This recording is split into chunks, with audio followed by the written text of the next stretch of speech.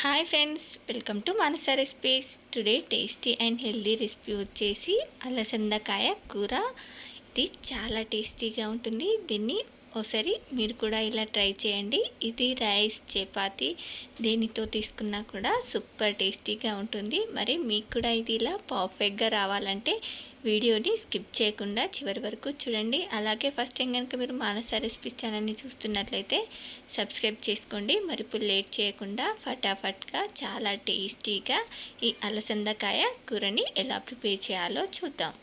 ముందుగా తీసుకోవడానికి నేను ఇక్కడ ఒక అర కేజీ కూర అలసందకాయని తీసుకొని ప్రిపేర్ చేసుకుంటున్నాను. మరి మీరు దీన్ని ఏమంటారో కామెంట్ బాక్స్లో కామెంట్ చేయండి.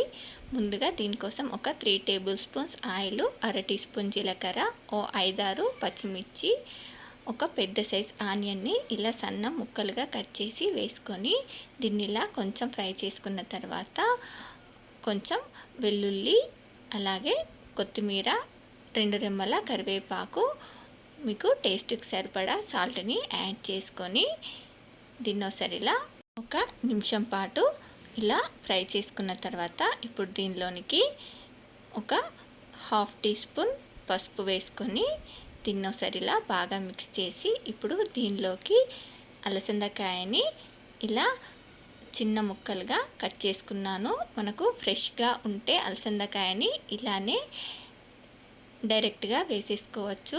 మీకు కొంచెం ముదిరినట్టుగా అనిపిస్తే ముందుగా ఉడికించి వేసుకోండి.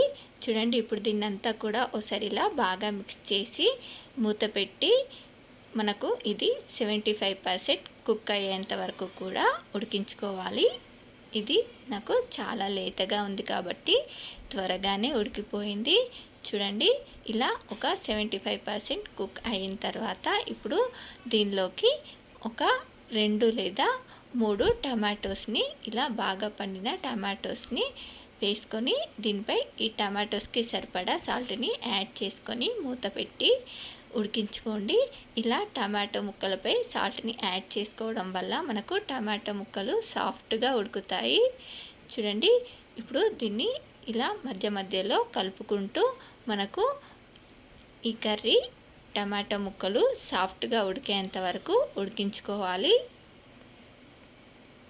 చూడండి, ఇలా కర్రీ సాఫ్ట్గా ఉడికిన తర్వాత మనకు ఇలా ఆయిల్ కర్రీ నుండి సపరేట్ అవుతుంది. ఇప్పుడు దీనిలో మీకు కారానికి సరిపడా కారంని యాడ్ చేసుకోండి. చూడండి, నేను ఇక్కడ ఒక టేబుల్ స్పూన్ కారంని యాడ్ చేసుకుంటున్నాను. ఇలా కారం యాడ్ చేసుకున్న తర్వాత ఇదంతా కూడా బాగా కలిసేలాగా మిక్స్ చేసుకొని దీన్ని ఇలానే మూత పెట్టకుండానే ఒక 5-6 నిమిషాల పాటు ఉడికించుకోవాలి. చూడండి, ఇలా ఉడికిన తర్వాత మనకు ఇలా కొంచెం ఆయిల్ పైకి తేలి ఇలా బాగా ఫ్రై అయిపోతుంది. ఇప్పుడు లాస్ట్లో కొంచెం కొత్తిమీరని వేసుకొని మరొక నిమిషం పాటు ఇలా ఫ్రై చేసుకొని స్టవ్ ఆపేసి దీన్ని ఇలా వేడివేడిగా సర్వ్ చేసేసుకోవడమే.